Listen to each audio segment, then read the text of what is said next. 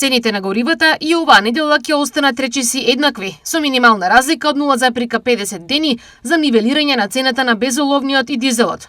Но потребно е и нивелирање на акцизите, најави денес премиерот Христијан Мицкоски. Со овие цени Македонија понатаму останува земја каде бензините и дизелот се продаваат по најниски цени. Повторно стануваме убедливо најефтината земја кога станува збор за цените на горивата, но повторно стојам на ставот дека сме единствениот случај каде што дизел горивото е поевтино од безоловниот бензин и нешто ќе мора во делот на акцизната политика да менуваме, нека се стабилизира кризата, нека легнат работите. Мислам дека акцизите треба за едните и за другите горива да се нивелираат, со тоа што едните ќе се намалат, а другите ќе се зголемат.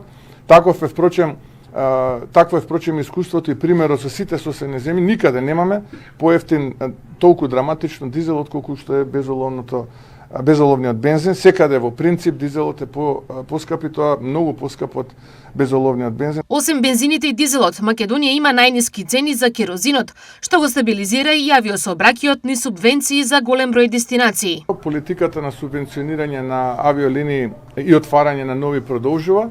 Отворивме неколку десетици такви, би рекол, во изминативе 2 години и тоа е резултатот. Бројката оваа година очекуваме да достигне до 3,5 милиона патници. Веќе двоцифрен број проценти аеродромите забележуваат зголемување. Во одредена мера, да речеме, Скопскиот имаше и до 30% зголемување споредено со истиот период од минатата година. Така што продолжуваме со оваа политика на отварање на нови авиолинии и онаму каде што има интерес, како што вие ги споменавте дестинациите, продолжуваме со поддршка на тие линии.